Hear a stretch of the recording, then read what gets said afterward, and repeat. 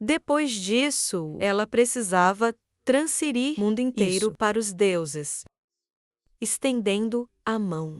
Rhaenys declarou que o papel deles era impedi-la, perguntando quem mais poderia ser confiado com isso. Quem são seus filhos? Alerta. Lucas ficou parado. Voltando-se, o personagem principal pediu a Charles que o cobrisse.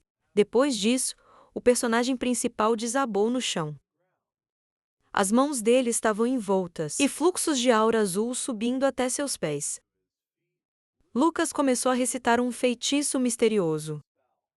Erguendo as mãos, Lesha se perguntou: quanto tempo queria continuar este irritante troca de ataques?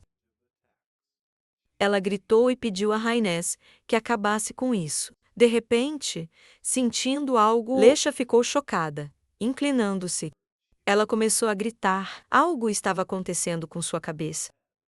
Pelo que viu, a face de Rhaenys estava cheia de surpresa genuína. Com os dentes cerrados, Lesha ergueu a cabeça. Elevando a mão, Charles realizou um agarre de alma. Enquanto Lesha tentava atacar, ela gritou que era uma resistência fútil. De repente, devido ao poder colossal do golpe, os caras voaram para o lado. A poeira subiu com a briga. Enquanto em cadeias, Charles indagou-se. A flecha falava de resistência feudal.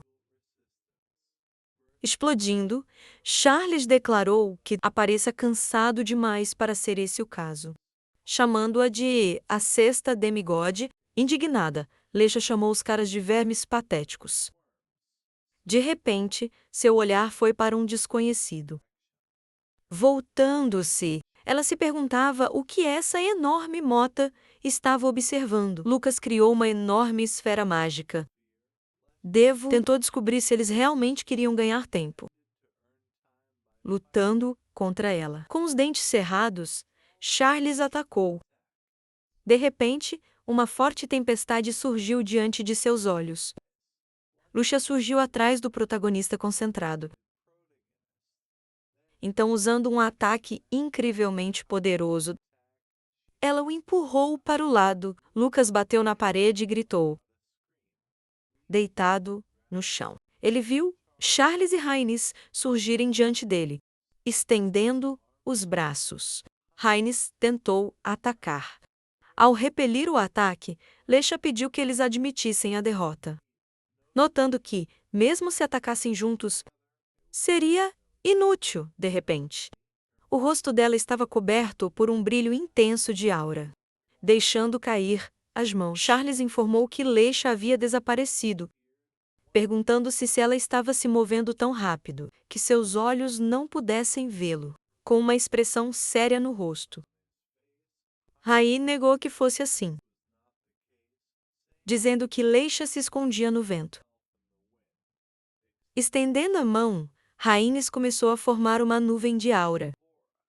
Do que viu, o rosto de Charles estava surpreso. Tomando uma postura de luta, Rhaenys se preparou para atacar.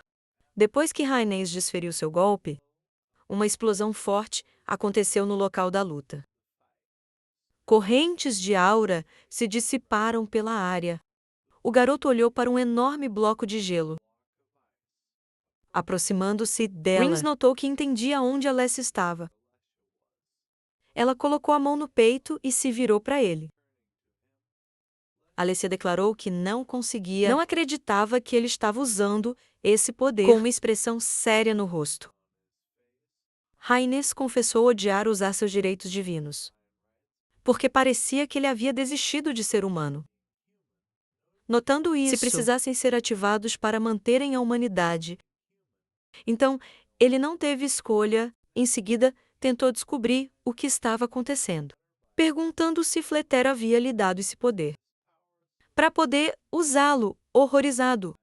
Lesha observou que Rhaenys havia crescido muito, com fios de ou poderia ser visto no ar o que restou após o golpe ser dado.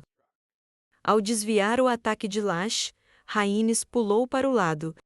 Ele ergueu a mão. Ele soltou um grito agudo com a onda de choque. Charles voou para o lado, pendurado de cabeça para baixo no ar. Hines congelou em uma posição.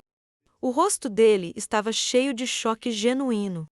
Estendendo a mão, Lesha declarou: mesmo com poderes iguais.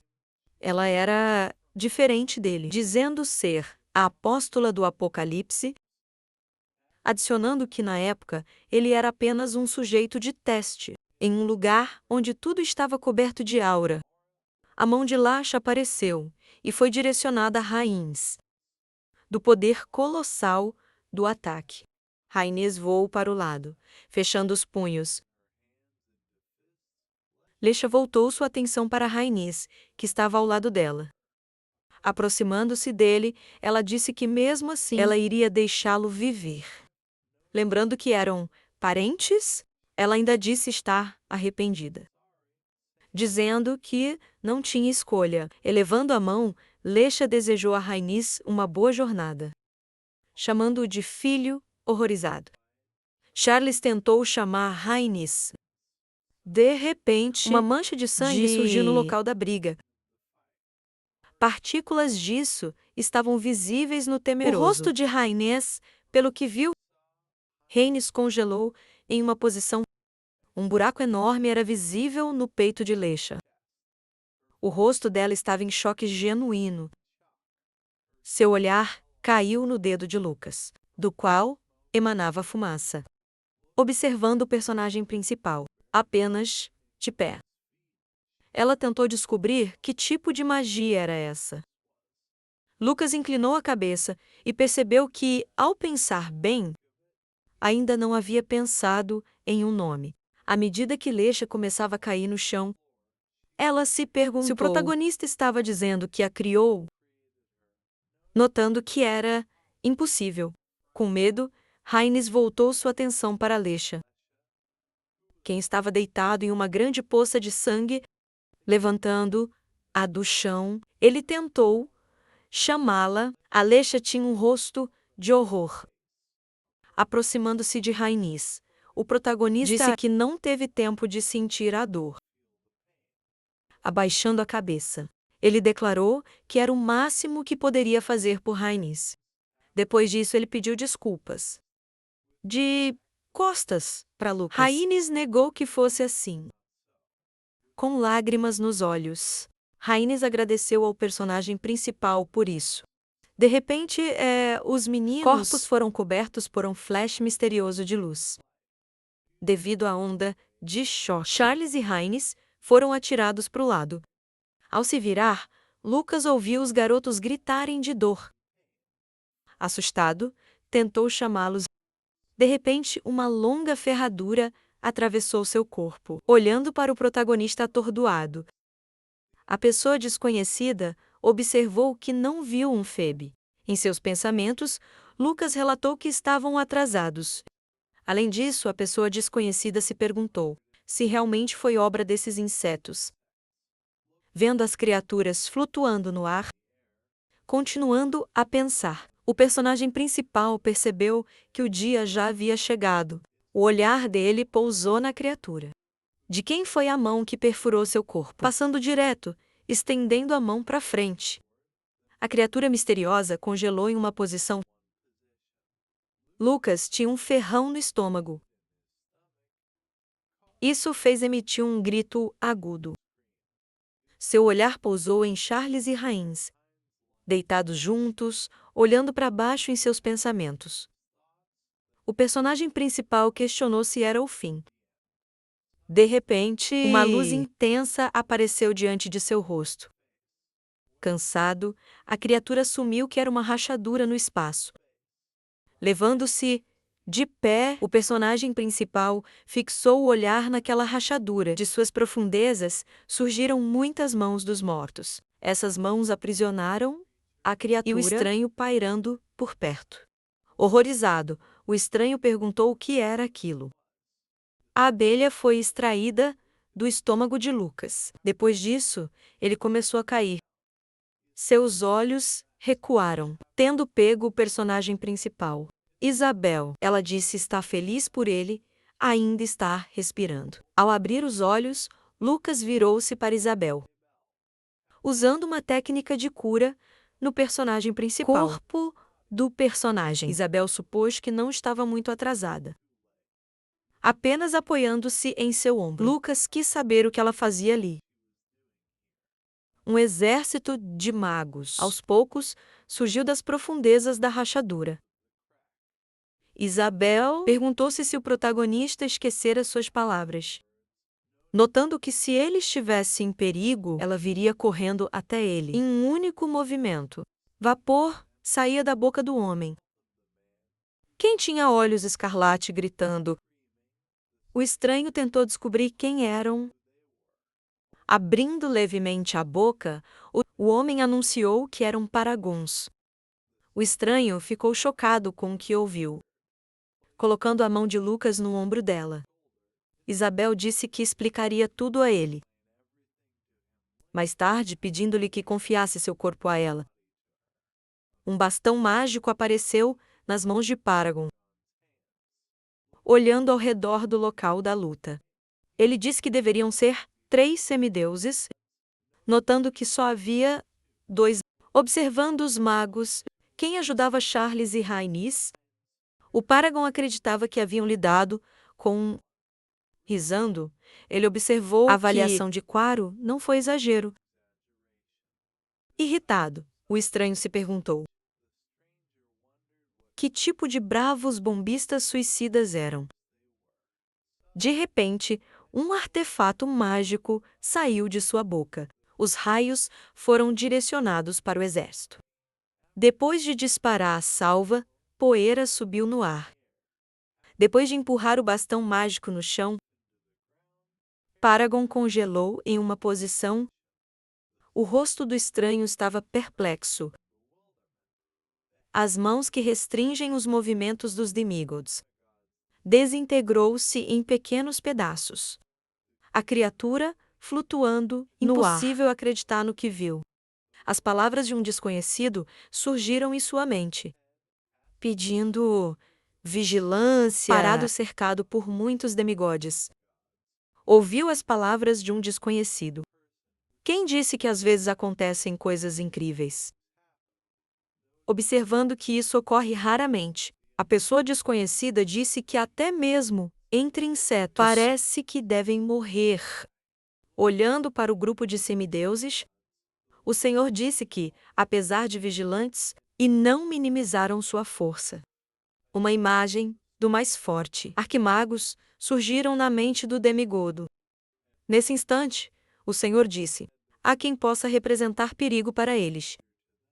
Lutando com toda a força, a imagem de seu corpo passado apareceu sobre a cabeça de Lucas. Quem tentava recuperar o fôlego, voltando-se para Isabel, que o ajudava a caminhar. O personagem principal perguntou onde estavam.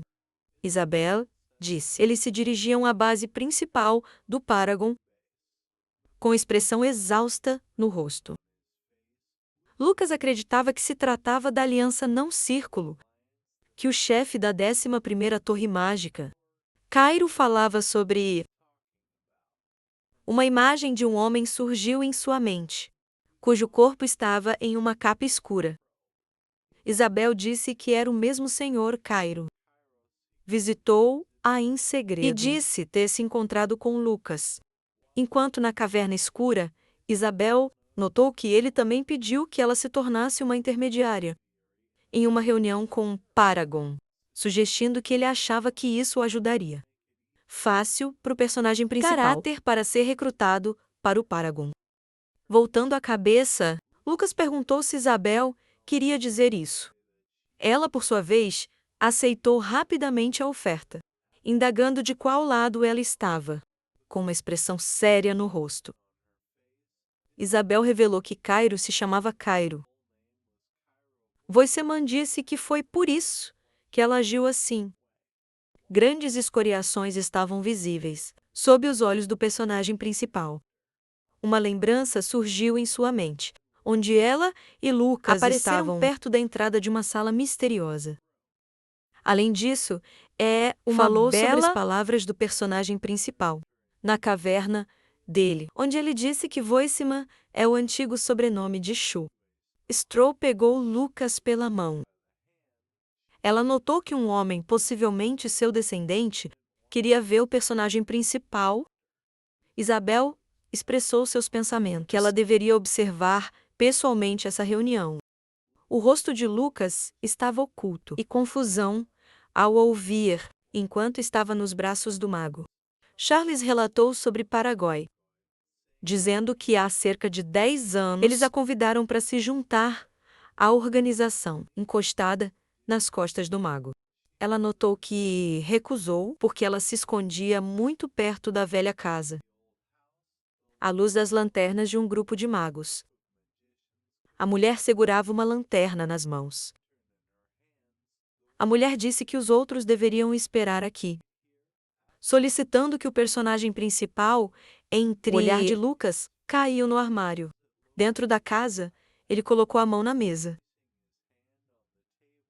Cairo deu as boas-vindas aos caras ao Paragon, voltando-se para Isabel ao seu lado.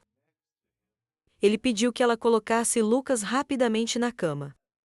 Colocando na cama, Isabel ativou a técnica de cura. Voltando a cabeça, o personagem principal agradeceu a Cairo pela ajuda, observando que, graças a ele, sua vida estava agora segura. Ao tirar o capuz, Cairo percebeu a gratidão deles, dizendo que, com a ajuda de Lucas, eles receberam uma oportunidade valiosa, de matar os deuses. Observando o sorridente Cairo em seus pensamentos, Luke notou que ele era muito parecido com Shui. Surpreendente. Com expressão exausta, o protagonista ele se perguntou se estava certo de que tudo iria bem, adicionando que seus inimigos eram deuses. Risadinha, Cairo disse que não sabia sobre Apocalipse, afirmando que demiurgos comuns não poderiam ser adversários de Diablo. Uma imagem de um homem com olhos escarlate apareceu em sua mente. Cairo disse que esse era o nome das artes. Quem liderou um grupo de guerreiros para salvar Lucas? Surpreendeu o personagem principal. Tentou descobrir se era o mesmo arquelítico. No norte das terras de Permafrost. Desviando o olhar, Cairo observou que Lucas ficou surpreso com sua percepção. Uma aura continuou a emanar das mãos de Isabel, que curou as feridas do protagonista. Lucas disse ter ouvido de Hector. Depois disso, ele se perguntou se Hector estava bem, estendendo as mãos. Isabel notou que esperava que Lucas o conhecesse. Então, ele sugeriu que o personagem está bem consciente da situação em que se encontra, com uma expressão séria no rosto. Cairo estava perdido em seus pensamentos. Desviando o olhar para o personagem principal, Cairo tentou descobrir se ele achava que poderia derrotar o Senhor. Depois de atingir 9 estrelas, olhando fixamente para algo, Lucas declarou que não era assim. Voltando a cabeça, o personagem principal questionou se tudo estava bem. Cairo, fechando os olhos, observou que não achava que o personagem principal fosse ser afirmaria isso com tanta firmeza, dizendo que normalmente as pessoas fantasiam, especialmente com força, sobre o nível que não conseguem alcançar. Com o livro nas mãos, Cairo disse que, em outras palavras, quem alcançou as 9 estrelas acreditam que não podem vencê-lo. Com o poder de um senhor, olhando para a irritada Isabel, Cairo percebeu que Lucas avalia objetivamente, mesmo nível que ele ainda não alcançou. Adicionando que com essa idade tão jovem, isso é realmente impressionante. Depois disso, Cairo colocou o livro na mesa. O personagem principal disse que tudo é como ele disse, observando que, quanto mais ele estuda isso, quanto mais ele se depara com a realidade em que, não importa quantas 9 estações se ajuntem, eles não conseguirão superar o Senhor. Lucas relatou que desistiu, indagando-se, no fim, não importando quantas pessoas chutem, eles não conseguiriam escapar. Os suicidas bombardeiam. Risando, o personagem principal procurou saber se Cairo tinha medo disso. Ele, por sua vez, declarou que é por isso que chegaram à mesma conclusão. Com uma expressão séria no rosto, Cairo falou das 10 estrelas, dizendo que criaria um nível que se libertasse da... O corredor da morte, pelo que ouviu, a face de Lucas estava cheia de surpresa genuína, abrindo levemente a boca. O personagem principal se perguntou se Cairo oferecia criar 10 estrelas, se não dar certo, com a noite, perguntando sobre que tipo de bobagem ele falava. Lucas levantou a mão e declarou que 9 estrelas é o último nível alcançável por um ser humano. O personagem principal tinha certeza de que Cairo sabia disso. Desviando o olhar, Cairo informou que existiam 10 estrelas, notando que, pelo menos, a probabilidade da possibilidade não era ruim. Vendo Lucas, que se sentou na cama, Cairo disse que encontraram as anotações.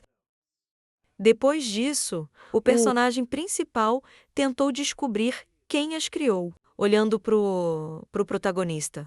Cairo disse que as gravações foram feitas por Lucas Trouman, vendo Cairo sentado ao lado dele.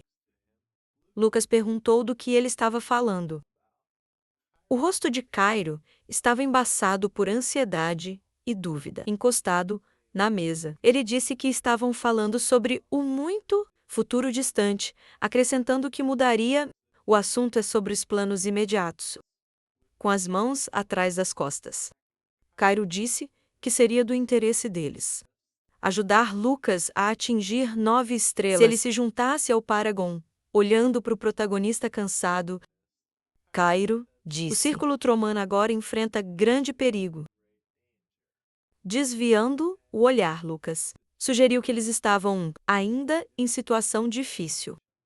A seguir, o personagem principal tentou descobrir o que Isabel estava fazendo. Ao perguntar se ela estava se divertindo, vendo Lucas alarmado, Cairo disse que a restauração dos Troumans, o círculo estava indo bem, olhando para o vazio. Cairo observou que era exatamente isso, a fonte de sua preocupação. Surpreso, o personagem principal indagou o que isso significava. Uma imagem de um homem com olhos vermelhos apareceu na cabeça de Cairo. Banião, quem liderava o destacamento, ficou parado em um lugar. Cairo falou sobre o colar de palha e apressou a saída, dizendo que não pensam em nada, além do prato de comida que os alimenta. Lembrando que restaurar a grandeza dos anéis de Trouman é como um alívio para eles. Fechando os olhos, o personagem principal pediu a Cairo que lhes dissesse se não gostassem de algo, poderiam ir até eles a qualquer momento. Cairo informou que são muito mais insidiosos e mais espertos do que Lucas imagina. Ele se levantou da cadeira. Ele sugeriu que eles usariam até mesmo a técnica de seus antepassados. Mestre Ozol novamente. O protagonista, virando a cabeça, indagou se Cairo estava dizendo que eles fariam a participar a destruição dos demigods e assegurar que eles fossem mortos, perguntando se seria suficiente para simplesmente recusar tal oferta. Olhando para o personagem principal, Isabel confiava que o mestre Benina certamente o aceitaria, notando que alguém como ela atravessaria qualquer ponte. Lembrando que até o mais perigoso se ajudar a vingar o pai. Com a cabeça baixa, Isabel disse que, para proteger o círculo do que parecia ser, na noite, a tempestade que vinha acontecendo, precisavam do poder de Lucas. Cauteloso, o personagem principal, ele sugeriu que precisaria avisá-los primeiro, sentando-se ao lado dele. Isabel tentou descobrir o que Lucas faria. Com as mãos cruzadas, o protagonista comunicou a ideia de libertar Hector, perguntando se Cairo poderia ajudar, com uma expressão séria no rosto. Cairo perguntou se o protagonista falava de Hector. Com a mão no queixo, Lucas declarou que o mestre Banião é descendente de dragões, dizendo que isto também é a maior característica do Círculo Troman. Agora, uma imagem de dragões voando no céu. A figura do protagonista surgiu em sua mente. Eles afirmaram que Hector resgatariam da opressão do Senhor. E bem-vindo Troman ao círculo. Notando a necessidade de forçar todos a aceitarem que os dragões não são mais uma espécie. Infelizmente, espécies perdidas e destruídas. Apegando-se ao peito, Lucas anunciou que precisavam começar já. Solicitando que ele não apresse Cairo, observou que o personagem principal ainda precisava descansar. Lucas, com os dentes à mostra, perguntou se Cairo estava dizendo que não precisavam de ajuda, informando que o apóstolo Reirã havia morrido. Ele tinha certeza de que isso chegara aos ouvidos do Senhor. Voltando sua atenção para a palma estendida de Isabel. O protagonista disse que se não se apressassem, ele sofreria, interrompendo-o. Isabel o colocou na cama com a mão, apenas apoiando-se no caule. Isabel tentou saber se ele queria morrer. Por sua vez, o personagem principal disse que queria saber, indagando se Isabel decidiu matá-lo. Aproximando-se do rosto do personagem principal. Bella observou que é preciso se controlar, questionando como uma pessoa que viveu por mais de 4.000 anos pode se comportar como um menino, ativando uma aura curativa em sua mão. Isabel disse que precisava se concentrar na recuperação. Notando que era o caminho mais rápido, encostado no travesseiro, Lucas congelou em uma posição. Cairo, que os observava, ouviu a voz do protagonista. Quem pediu a Isabel que terminasse? Rapidamente, perguntou quanto tempo precisaria para isso, perguntando retoricamente se ela era iniciante. Cairo, sorrindo, pensou que, apesar de todas as palavras, Lucas ficava cada vez mais fraco diante de Isabel, sugerindo que sua comissão de mediação seria. Era a resposta certa em muitas casas. Havia reflexos tênues de luz, de lâmpadas. Na entrada de uma das casas, havia um grupo de Ao se virar, cavaleiros. Cairo ouviu que Diablo havia voltado. Diablo apareceu diante de seus olhos. Seus olhos brilhavam rubro. Voltando-se para ele, Cairo disse que estava feliz, que tudo estava bem com ele. Ao lado do personagem principal, Charles e Rhaenys esperam, com uma expressão séria no rosto. Diablo anunciou concluíram a destruição dos demigods. Os caras ficaram chocados com o que ouviram, vendo o cansado Lucas. Diablo informou que 5 estavam gravemente feridos e 2 estavam levemente feridos, adicionando que Simone e Ahan também foram mortos. São seus pensamentos. O personagem principal ficou surpreso com essa notícia, sugerindo que as palavras sobre Diablo, tendo 9 estrelas, eram verdadeiras. Levantando a mão, Cairo disse que iriam resgatar Hector. Agora, supondo que Diablo estava cansado, ao ouvir o nome Hector, ele perguntou se poderia se juntar. Diablo notou que esqueceu o nome. Ao levantar a mão, ele concordou. Diablo disse que se prepararia agora.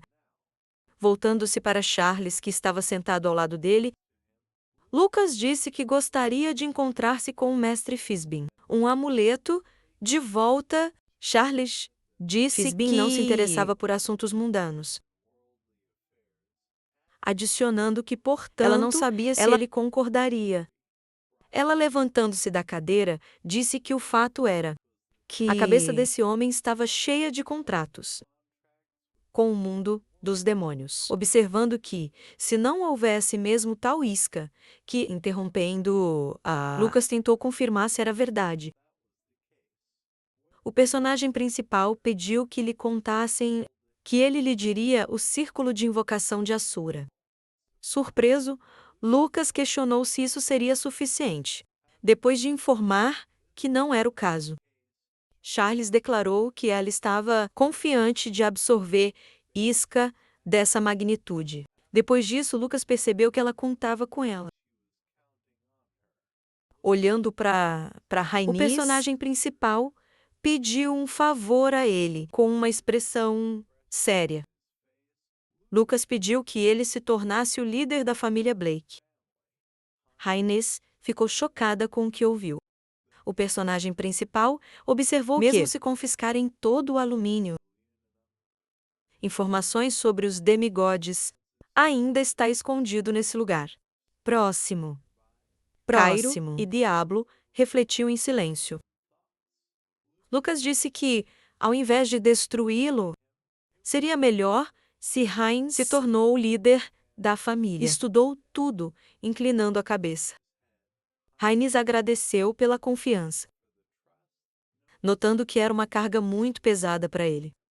Agarrando o casaco, o personagem principal pediu que ele não se preocupasse, dizendo que a terceira prometeu fornecer total assistência. Colocando o casaco, Lucas disse que, quando Rhaenys voltou, a primeira coisa a fazer era encontrá-la, adicionando que seria mais fácil entender tudo se encontrassem pessoalmente, indo para a saída. O personagem principal disse que contava com eles. De repente, os caras pensaram em um instante, uma imensa montanha de trabalho caíra sobre eles. O céu noturno da cidade estava coberto de nuvens. Restos de materiais de construção estavam espalhados. De repente, nas ruas, apareceu um portal mágico na entrada da casa. De um portão, apareceu um grupo de magos, liderados por Lucas, olhando adiante. Diablo deduziu que não havia semideuses aqui. Cairo acreditou. Eles nem sequer tiveram tempo de cuidar deste lugar. Cansado, o protagonista pediu que eles não baixassem a guarda, sugerindo que alguém estaria dentro da Haberdashery. Restaurar, descendo as escadas. Voltando-se para o personagem principal, Cairo disse que estava feliz. Depois disso, Lucas tentou descobrir a razão da alegria. Com a cabeça baixa, Cairo declarou que ele, como o personagem principal, lamentava que a linhagem dos dragões tivesse se perdido. Caminhando devagar pelas escadas, Cairo revelou que no passado eles eram os mais fortes que se opunham aos demigods, notando que não conseguia conter sua raiva, acreditando que haviam passado o tempo, os últimos dias de suas vidas, subordinados. Uma vez na rua, Lucas garantiu que tomar uma decisão era mais difícil do que morrer, adicionando que Hector ainda vivia no inferno. Olhando para as portas da casa, Lucas se ofereceu para resgatar Hector a qualquer custo. Mostrando os dentes, o personagem principal tentou abrir a porta. Rindo, o homem observou que estava em um barco de bênçãos. Voltando-se para ele, que estava ao lado dele, ele pediu que ela lhe desse biscoitos de onde